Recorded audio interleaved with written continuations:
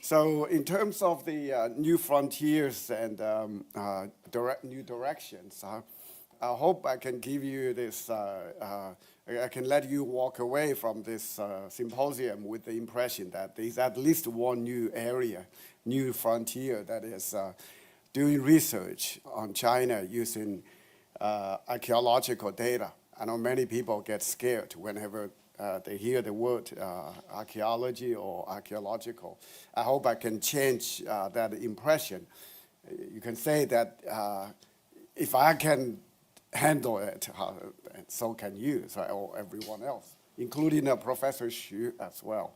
But just in way of background, many of us did not realize what wealth of data there is about China's prehistorical time periods, because about 5 years ago when at one of our summer school programs for quantitative history, one of the participants, Yu Xiao, was presenting something about structure of walled cities in prehistoric China. So I was very intrigued, so I asked him whether there's any database anybody has collected based on all the archaeological reports done by archaeologists. He said no. But on the other hand, he also told me that the last 30 or 40 years, especially over the last 20-some years, as the different infrastructure booms have been going on in China. First, the highway boom, and then the high-speed rail boom, and then the real estate boom that is still going on, and so many infrastructure projects.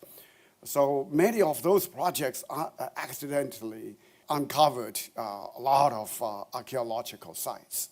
So this is why over the last 3 decades, China has surpassed every other country in terms of the number of archaeological discoveries. So this is why our database collection effort has included in our database more than 100,000 archaeological sites with various aspects and a lot of detailed information included in this. I have to say that earlier Professor Mulan was mentioning the past did not announce the future, right? I will show you that actually China's past of 5,000 years ago did announce the future of 5,000 years later.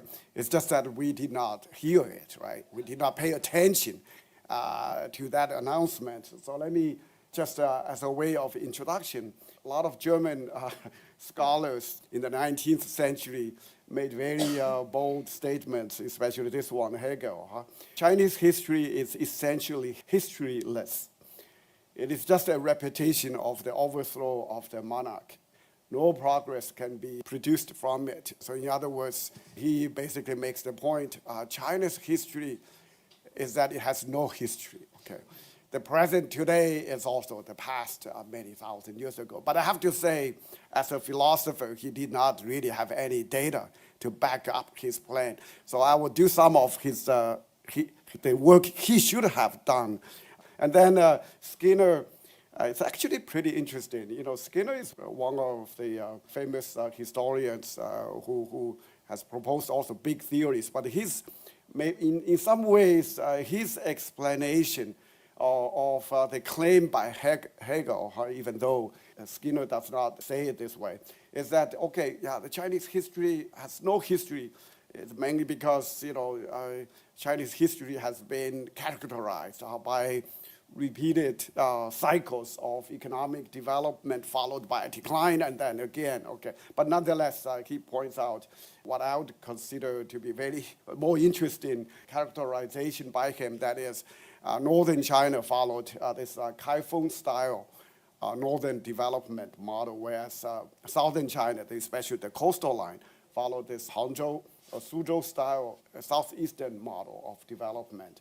But more recently, there's a lot of work done by our friends and colleagues trying to understand why events of many centuries ago have continued to have impact on what is happening today across China. And one paper by my colleagues, Chen Qin and James Kong, and then Chi Chen. But the next one is me, okay, with Ma Chichen and then Andrew Sinclair in the back. But let me go back to what I really want to talk about today as a way to reconfirm the predictions or statements by people like Hegel and others. So if we look at these two maps, this is where I would say we can see that announcement made by the past some 5,000 years ago about the future of 5,000 years later was not heard by anyone, but that announcement has been there. So the left of this screen shows a map of the 126 walled cities. So we can view all those walled cities, walled settlements, as relatively high population density societies that represented the most developed regions 5,000 years ago. So this period covered here goes from 3000 BCE to about 2000 BCE. So over that 1,000-year period, 128 relatively developed walled cities emerged. But one thing you can notice is that all those 128 cities of the the most modern, the best development as of the time, they lie along the Yangtze River and above. So basically, in a general sense, all those early development took place in northern China, but nothing in the south. So south of the Yangtze River, no walled city as of between 5,000 and 4,000 years ago. But if you look at the geographical or the spatial distribution of early development 5,000 to 4,000 years ago on the left, and then compare that spatial distribution with one of the recent sort of spatial representation of regional development in China. So on the right, you see the nightlight density of each region in 2010. If we do it today, it will be very similar. So the bright spots, the bright areas represent high development, high population density, higher income areas, and then the darker regions represent darkness or lack of development, so to speak. So you see a lot of similarity between these two maps, even though the two maps are about 5,000 years apart, right? The one big difference is really the coastal line. So the maritime trade development was the only thing in Chinese history that really broke the patterns of development from 5,000 years ago. No other major changes in terms of the spatial distribution of development. And then in order to really emphasize that until the Tang Dynasty or even the Song Dynasty period, much of the actions in Chinese prehistory and early history really took place in the north. I'm going to show that not because of the nomadic war threats, but for intra Greater China warfare. Okay, the north was much better developed, not just in terms of higher population density, higher income, but also in terms of intellectual capital and also political human capital development. So here we show the birthplaces. On the left, we show the birthplaces of the founders of major schools of thought during the Eastern Zhou period, during the Spring and Autumn period, and then Warring States period between 770 and 221 BCE, right before the First Empire was established. So you can see that all the early philosophers from the Warring States and the Spring and Autumn periods were from the north. North of the Yangtze River or along the Yangtze River. And then even when we look at the poets where they were born, during the Tang Dynasty, because we, as children of Chinese families, we all had to learn, remember, memorize a lot of the Tang poems and song essays. So with only a few exceptions. Of course, you could say that maybe by the Tang Dynasty, finally the South had some life, some development. Of course, a few spots here, well, where is that? That's Guangdong and Hunan. But anyway, most of the other ones still lie in the north. And then as another sort of way to show how late the development of China was concentrated in the north, not so much in the south. So here we show the spatial distribution of the top 30 biggest cities in China at different times. So as of the year 2 CE, you see the top 30 cities were all in northern China, especially around Shandong and then Henan and maybe at the northern part of today's Jiangsu province. So by the middle Tang Dynasty, then there was some shift westward to Chengdu, but more importantly to the region around the Yangtze River Delta. And then by the northern Song Dynasty, then the development, or the 30 largest cities were much more spread out.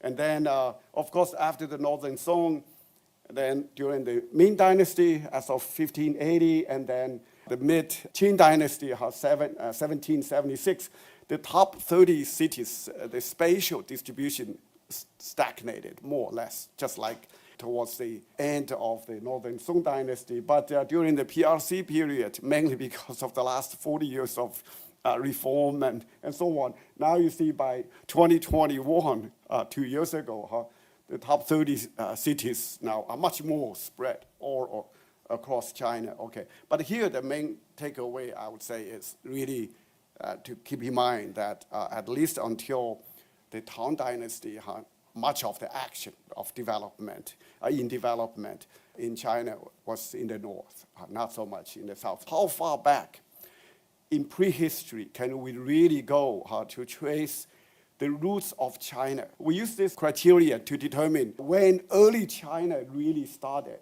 So we use the developmental landscape for any later time, let's say 2010 or 1851 during the mid-19th century.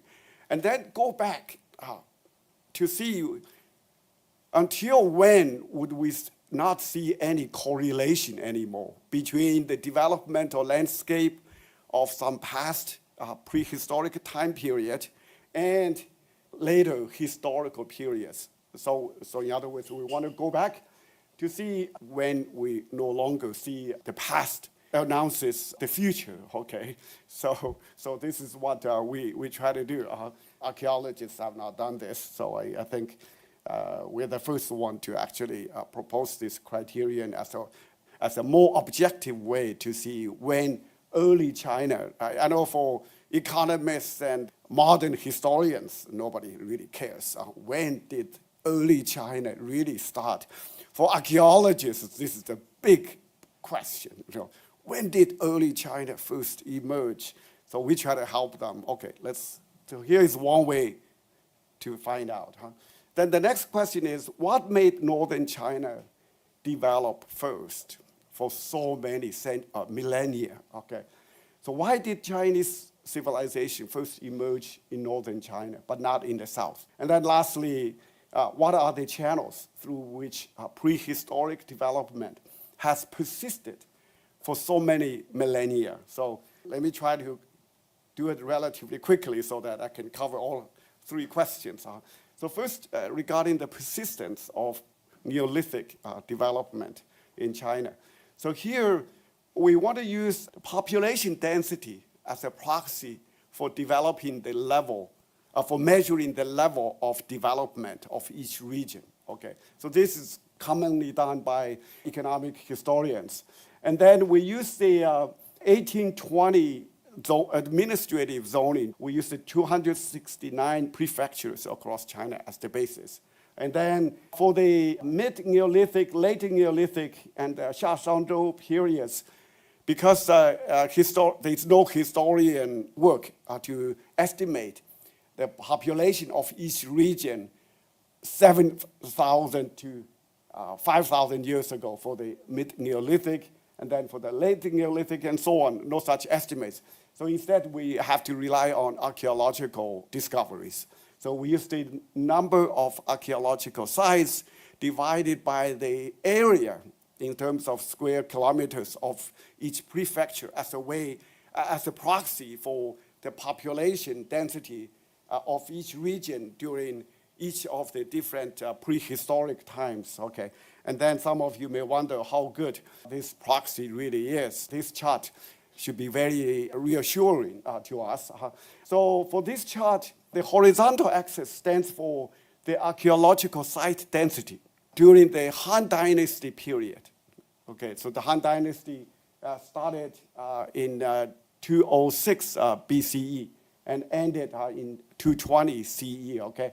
And then the vertical axis is the population density based on Ge Jianxiong's estimates for the year 2 CE, okay? So you can see that the two variables are highly positively correlated. Actually, the correlation, the R-square, when we run this simple regression, the R-square is 51.6%. So what this chart shows us is this assurance that using archaeological site density to proxy for population density, of course, it's not 100% correlation, but it's very acceptable, especially when we talk about the mid-Neolithic and late Neolithic times that existed between 7,000 and 4,000 years ago.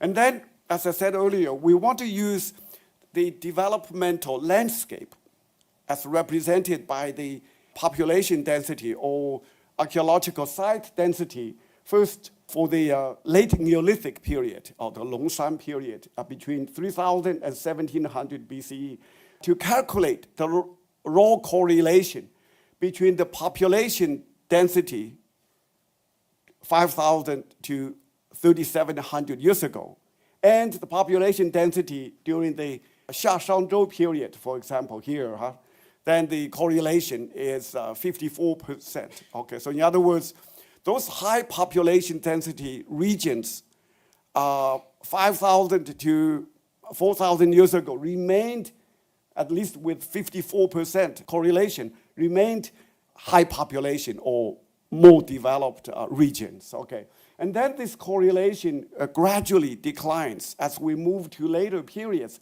So you can see that by 1851, just right after the first Opium War, so this correlation is still 28%. So which means, if you run a simple prediction, 5,000 years ago, there was an announcement about what was to come, roughly around the year 1851. Well, that announcement would have a pretty good high accuracy level of something like 28%, okay? So I know a correlation of 28% is not considered to be super high, but we're talking about the developmental landscape 5,000 years ago and the developmental landscape 150 years ago. And then, of course, statisticians and econometricians sometimes use rank correlation.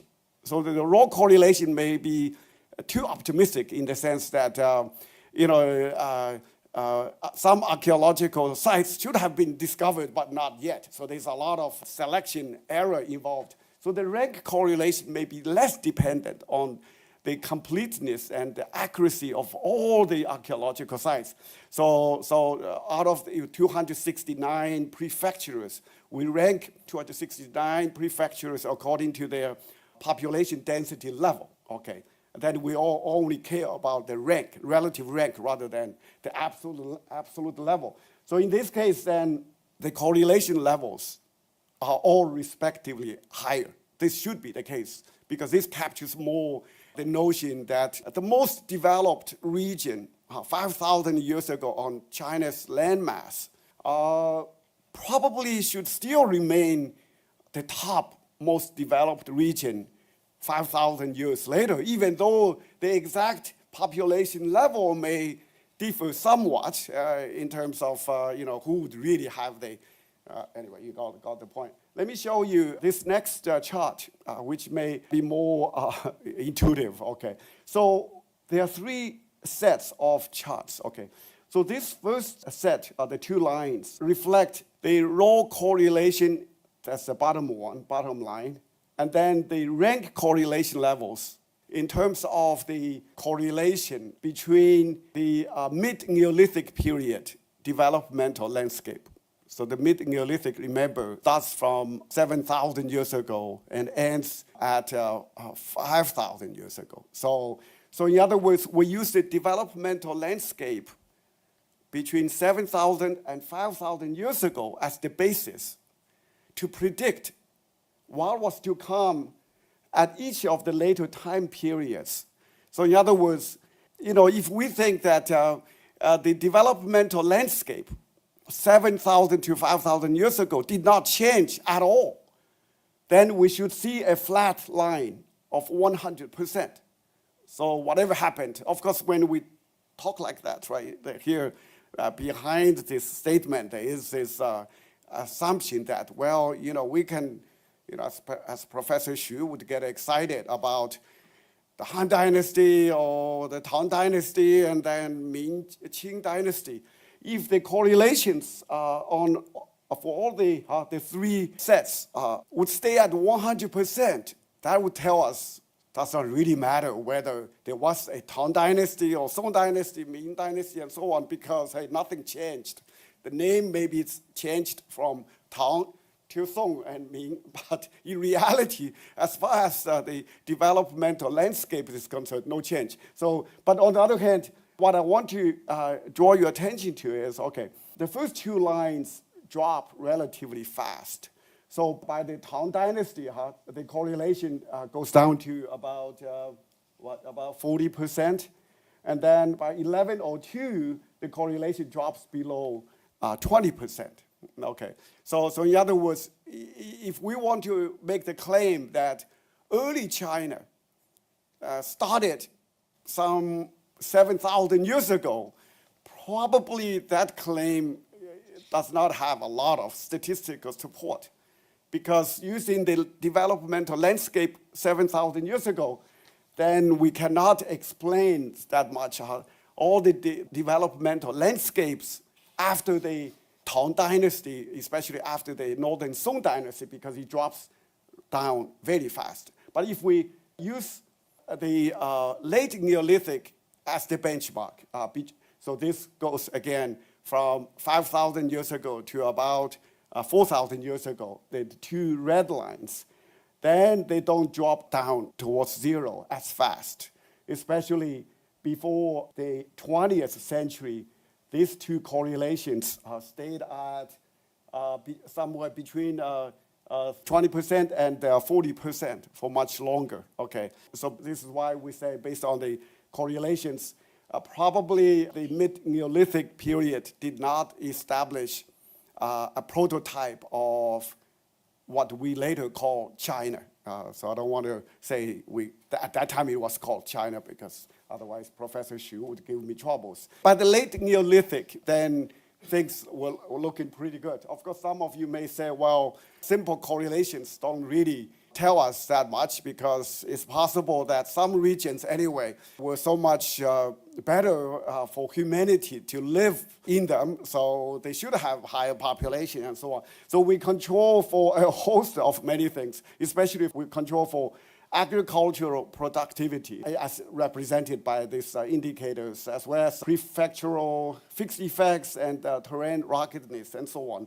And then run regressions with respect to each past period, the mid-Neolithic period, and then we use the late Neolithic period to predict, to exactly predict all the later periods, population densities of each region. So what I want to show you is that statistical significance in using the population density of the late Neolithic to predict each of the historical time points population density, the statistical significance remains very high with 3 stars, very significant at the 1% level, all the way up to 1851. So, when we saw this set of results here, at least I was so happy. I was like, wow. Because after 1851, the statistical significance really drops to insignificant. What that means is, all the way until the modernization movement after the Opium War, China was almost exactly like what Hegel was saying. There's no history. Chinese history did not have any history because it did not really change that much. There were changes, but hey, we can at least use the developmental landscape 5,000 years ago to still have pretty good predictability of what was to come in all the subsequent almost 5 millennia up to 1821. So this is why the introduction of Western technologies and Western institutions and many other things really introduced this force to fundamentally change the structure of the Chinese society. So anyway, here is a quick summary. So early China did not start before 3000 BCE. So if in some ways, accidentally, this supports more or less the official claim that the Chinese civilization started maybe about 5,000 years ago. I mean, before this research, I did not believe that statement so much. But after seeing all the numbers and doing the calculations, then I became somewhat more convinced that there is something to that story, especially if we look at the next question, what drove the emergence of Chinese civilization in northern China? By civilization, we mean a collection of cultural, social, and organizational innovations that collectively establish law and order to make society less subject to violence of any kind. Okay, so here, according to Durant, he calls a civilization.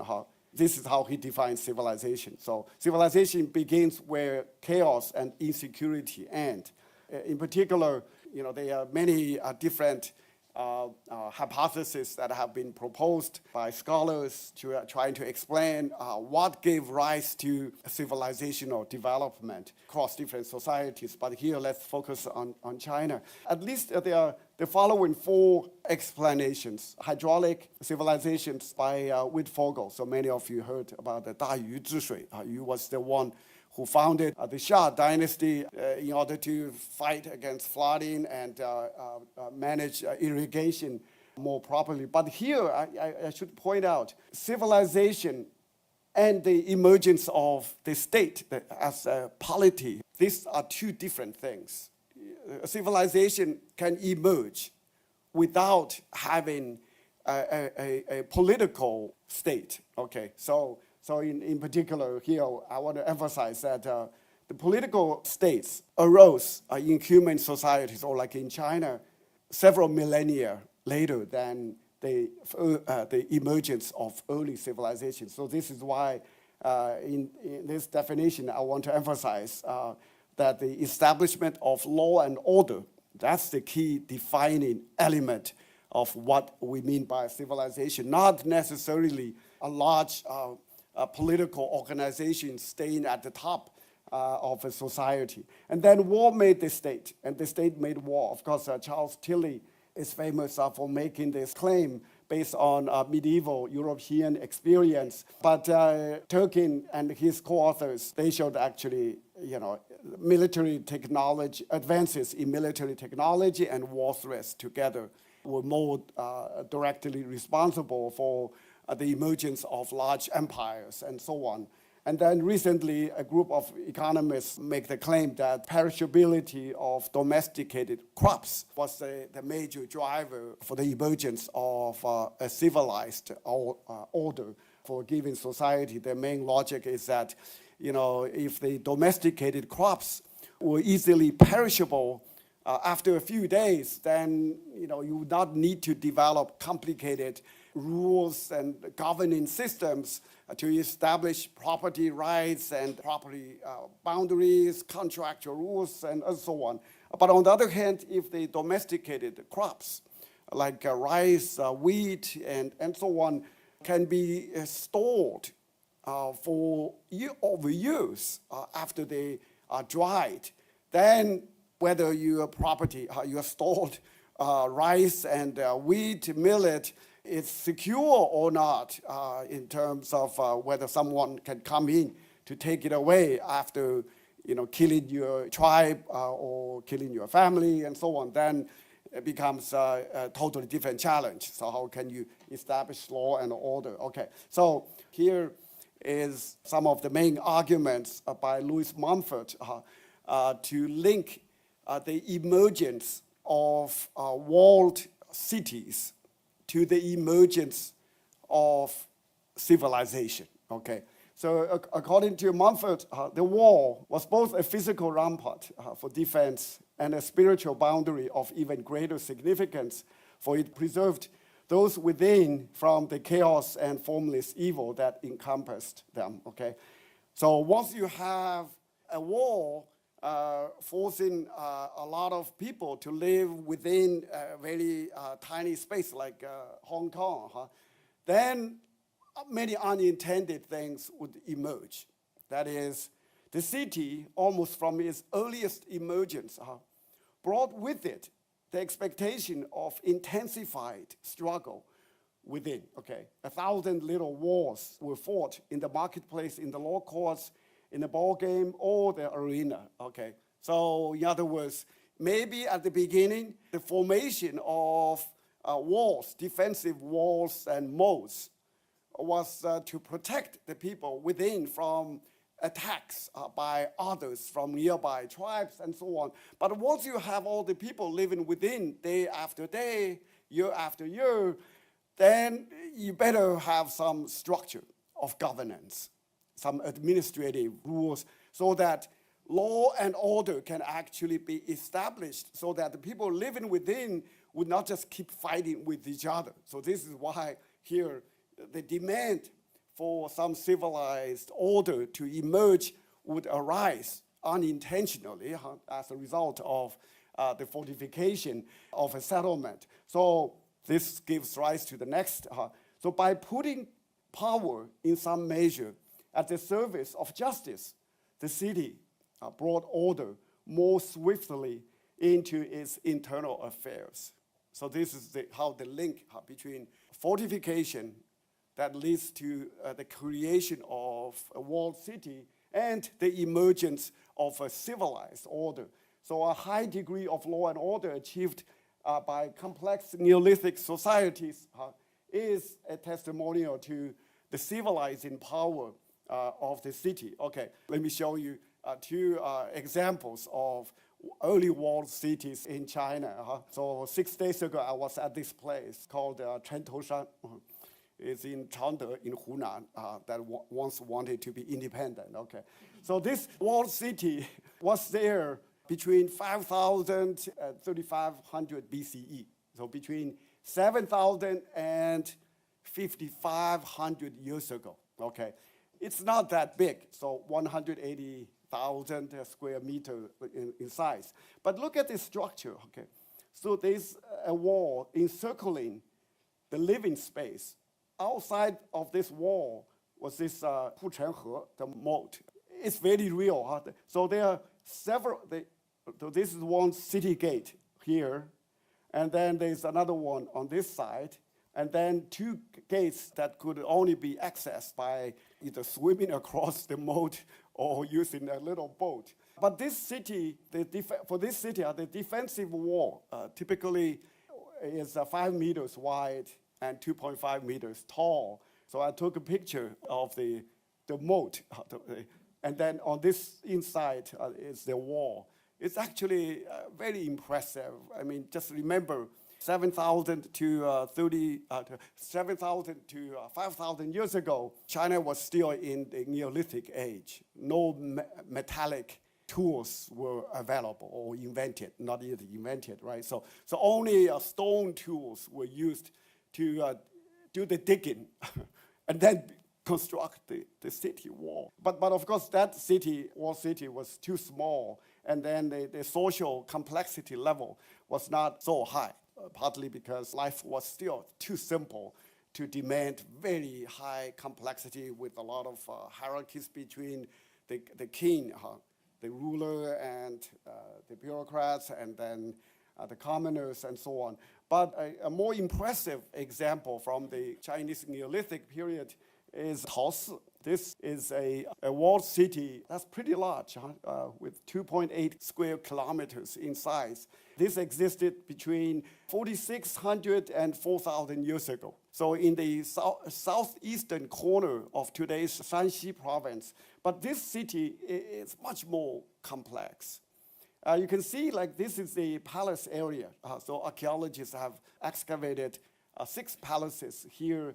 And then next to it is this area, the living quarter area for the mid to higher class aristocrats.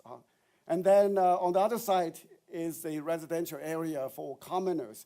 And then the specialization level and also division of labor were already very high. So here the storage area for granaries, and then here is the handicraft production area, and then this is where some of the cemetery areas here anyway. So with that kind of high population density and large space with social hierarchies, then you need a lot of enforcement mechanisms and so on. So now let's see how we can actually answer the question I raised. Why did the Chinese civilization arise first in northern China but not in the south?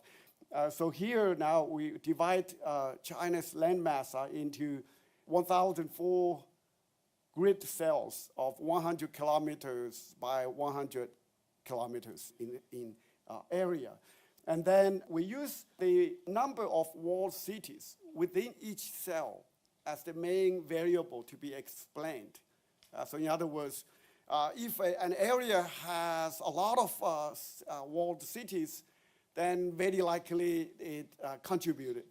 That area has contributed a lot to the emergence of the Chinese civilization.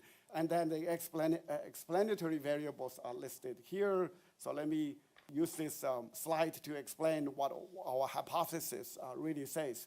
So for the Neolithic period, as well as the early historical period of China, geography, terrain geography, especially terrain ruggedness, is a very significant determinant.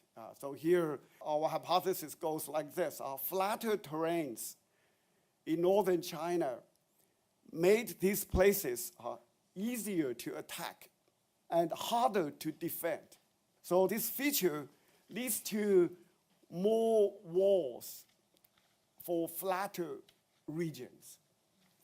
Of course, if indeed the flatter regions have more walls, so that would early on force the residents, the locals, to build defensive walls and moats, almost, as a way to defend themselves. On the other hand, for mountainous regions, then they have the opposite, they face the opposite. That is, mountainous regions are much harder to attack and much easier to defend because they can rely on natural barriers as protection instead of having to do the hard work to dig out a lot of mud and construct the defensive city walls. So here, the different green colors and blue colors stand for the ruggedness level, okay? So the lighter green regions are flat, and the dark blue regions are very, very mountainous. The in-between regions are in between in terms of ruggedness level. And then the yellow circles stand for the number of walled cities during this whole Neolithic period between 8,000 and 1700 BCE.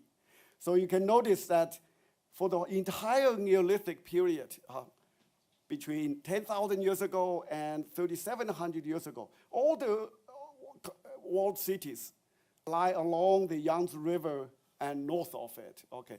None in the south. In particular, you can see that even though not all the walled cities were constructed on flat lands, but most of them by far either were on the flat plains or on very lightly rocked regions. Not many were constructed in mountainous areas. And then during the Eastern Zhou period, because there were many more walled cities, much more civilizational development and so on. And even now in the south, some walled cities started to emerge, but most of the walled cities were still in northern China. So now first we get this impression there is a high connection, high link between ruggedness level and the density of walled cities in the south, okay? But our main task is to identify the channel, because geography by itself would not necessarily create walled cities and so on. Something else would have to be happening in those flatter regions so that the local residents would be forced or pressured to proactively protect themselves by constructing city walls. Okay, I guess I should just say that, believe me, okay, we have the results. We have the results with very high statistical significance. But this table mostly just shows that even after controlling for the threats from the nomads and the irrigation needs and so on, still the flatter regions significantly predict more walled cities because they need more protection and so on. But still, establishing such correlations does not necessarily give us the causality conclusion. So how can we show that somehow it's related to war?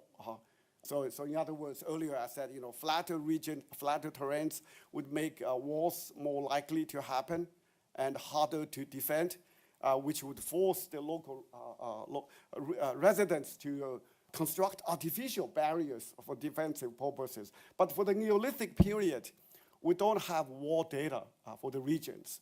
So this is where our creativity comes in. So we use the archaeological data on excavated burial objects.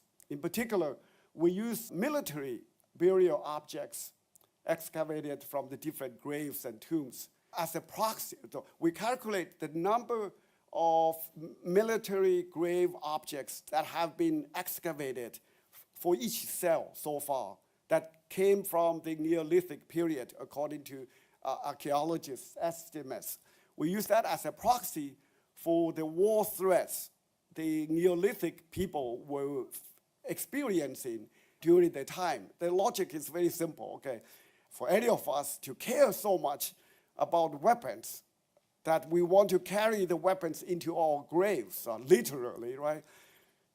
When we are alive, we must face war threats a lot. Otherwise, I would rather bring some precious stones and production tools, right?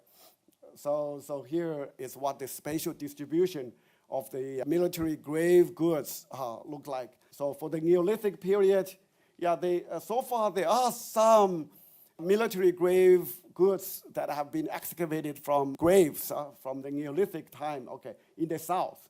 But most of the weapons that were in the graves existed in northern China, along the Yangtze River and north of it. And then for the Eastern Zhou period, you can see that now in the south, maybe because of the influence from the bad northerners, the southern people now also started to put military weapons in their graves, but still most of the excavated weapons from graves come from northern China.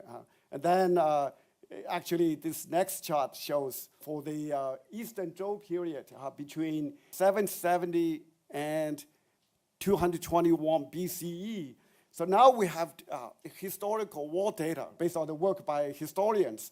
So here we have two different variables being illustrated. So the red circles stand for the number of military grave goods for each cell. The square yellow and square red colors stand for the number of wars that have been estimated to be the case by historians for the Eastern Zhou period.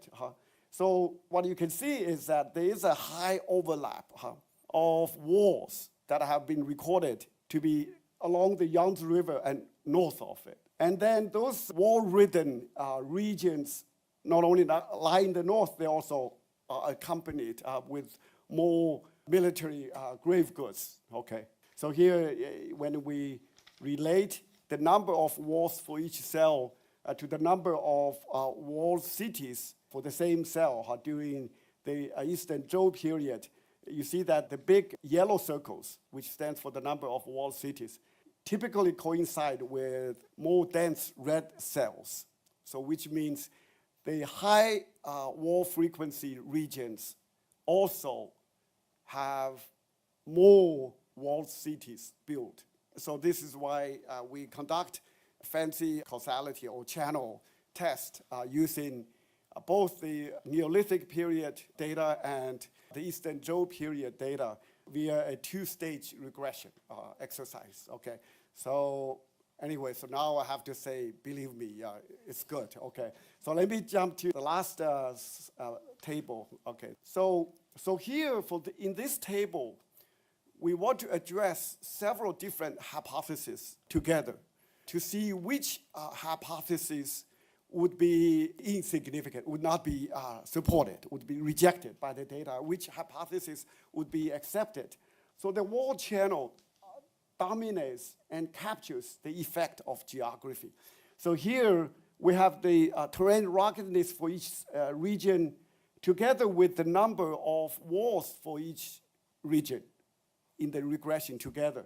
So before the wall variable is included, ruggedness used to be very significant at the 1% level with 3 stars. But our frequency variable, ruggedness, the geography variable, is no longer significant, okay, under different specifications as well as for different subsamples. So indeed, the wall channel dominates and captures the effect of geography. So in other words, it's not flat lands per se that would give rise to walled cities and the early cradles of Chinese civilization. Rather, is those flat lands where more wars happened that forced the local residents at the time to build more walls, which would lead to civilizational development. So then what about the nomadic threats from the steppe? Actually, so here, this variable has some significance sometimes, but not all the time. So it's by this time of the Eastern Zhou period, then the threats from the north became somewhat more on the minds of the elites at the time, but not too much. Okay, but the irrigation potential here, okay, in order to prove whether the 大禹治水 has any credibility or not. Okay, you see significance for this variable with 2 stars, but the sign is always negative. So in other words, regions that needed more irrigation administration actually had fewer walled cities built. According to the 大禹治水 and the Witt-Fogel hypothesis, we should see a positive sign here. Okay, instead we see the opposite. Actually, for the steppe distance, the distance to the steppe, for that variable, for the Neolithic period, it has the same problem. That variable has the opposite sign, a positive sign instead of a negative sign. Anyway, but the main takeaway from this part of this exercise is that northern China developed first because of war threats. That's also the reason for the Chinese civilization to first emerge in northern China, whereas in the south, the mountains became a very convenient defense against enemy attacks. So the Southerners, the Southern barbarians, did not need to form complicated administrative structure to have someone to be the king, to be the ruler. Everyone would be just fine living in a flat society way, not having to subject themselves to some ruler. So this is why also in another research project we show that southern China today do not have much of an aspiration to be a powerful official or to be the king or ruler, and also they would not bother to be ruled by others because, hey, especially for Hong Kong people and Cantonese and Fujianese, as long as they can make some money, then that's all they want, right? But that cultural preference goes back to the Neolithic time in the sense that, Northerners faced a lot of war threats, but the people living in mountainous areas would not have to be so threatened so frequently. So as a result, any kind of pro-power, pro-political organization culture really did not have much of a base in the South. But in the North, life was much more complicated, was not secure, so they had to. Anyway, so let me just stop here. All right. Yeah. Okay. Thank you so much. Okay. As a traditional historian, so I'm very always excited to hear the very scientific history, right? Especially from the economist or from Ziwu's perspective. So now you see why they gave us 74 million to support our quantitative history project. Right? But one thing I have to basically have to mention that many years ago in the United States, there are some quantitative historians try to have a spin on the South history. Then unfortunately, it was discredited later on. But in last 20 or 30 years, many historians now basically start to pay attention to digital history, digital humanities. Now Ziwu is doing the quantitative history. Peter Bo and his team members at Harvard with Fudan is doing historic GIS. Of course, last year you invite Wang Yuhua of Harvard give a talk about how to use big data to basically to see what happened in China between strong leaders and weak states. Then I think maybe you know that Hutter DeWitt in Europe is doing also the digital history. So that's really very exciting new directions, give us new perspectives. So that's basically just really have a high actually note for this conference. So let me stop here. But one thing, but I'm very conservative historian. I have to say something because Ziwu's talk is about archaeological data, but archaeology discovery, by the way, so far seems very accidental. But give you two examples. One, in 1899, folks discovered the oracle bones by accident. Then in 1974, the farmers dig up the first emperor's tomb by mistake, right? So now basically, maybe one day, archaeologists can discover something. It totally change our perception of what is China, what is Chineseness, right? So that part is not scientific, but we cannot have a high technology to say where is buried evidence, right? So let me stop here, open the floor. So, Professor. Okay, let me just respond to your last point very quickly, because this is very important.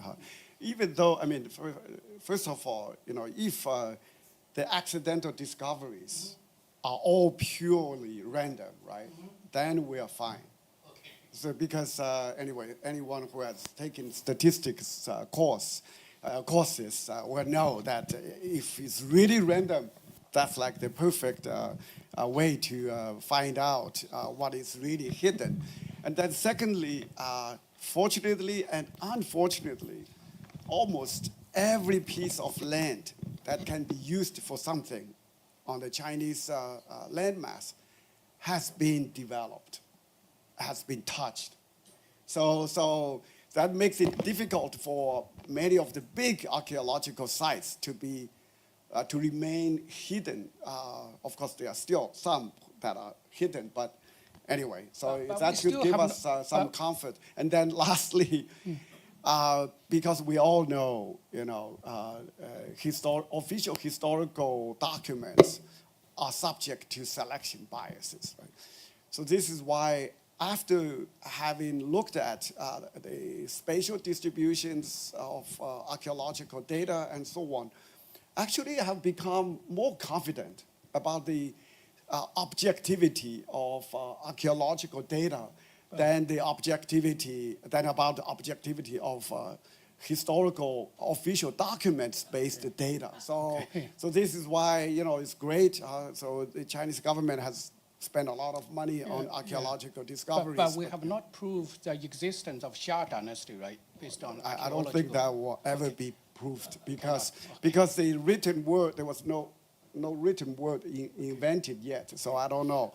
Maybe some large scale state must have emerged around 4,000 years ago. Okay, but whether that was called Xia or something else, I think that question will remain a question for probably forever, I think.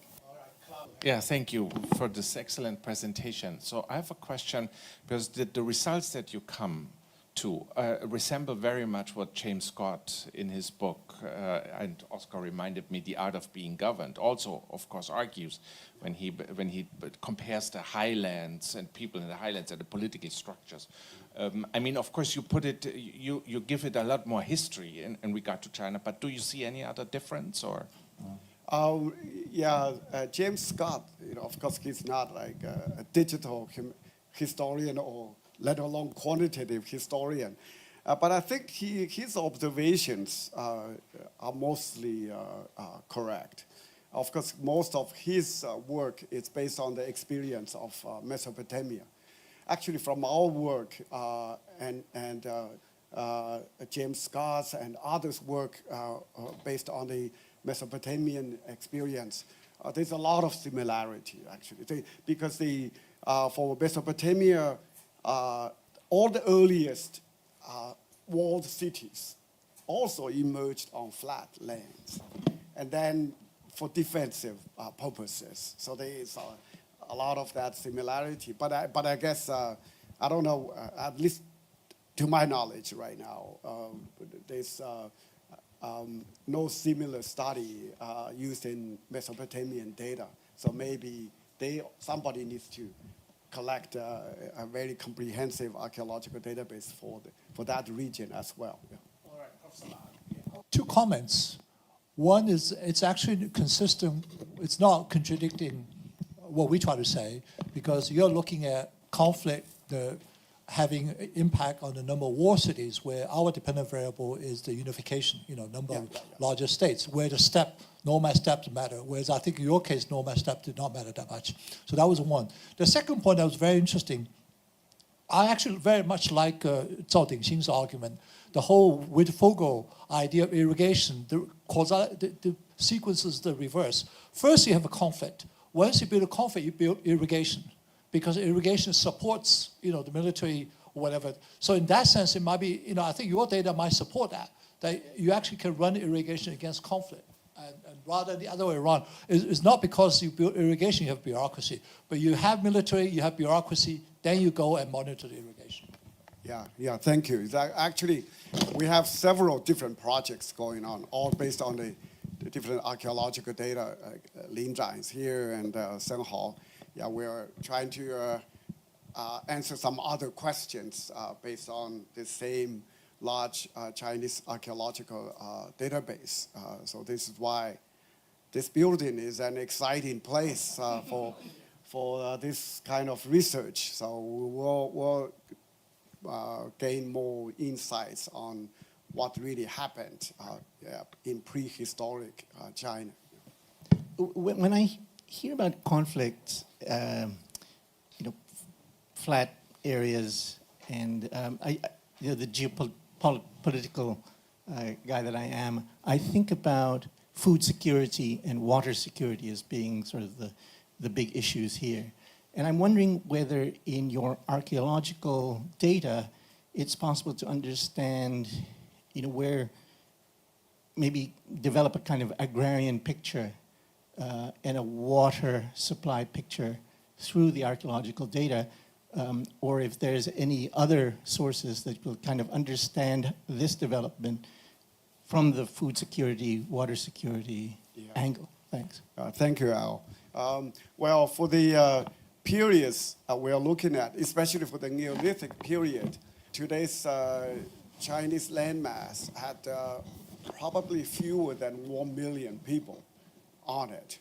So the population density overall was so low. So water security, water supply issue was probably not really that big, especially in some of the places that really lie on flat lands, or water supply was not an issue at all, because most of them, anyway, were formed along valleys of major rivers and some small rivers. So getting water was not really a problem. Yeah. But okay. Yeah, thank you. All right, with that optimistic note, let's thank Professor Chen Ziwu again for a wonderful conversation. Sorry for the delay. Thank you all for being here.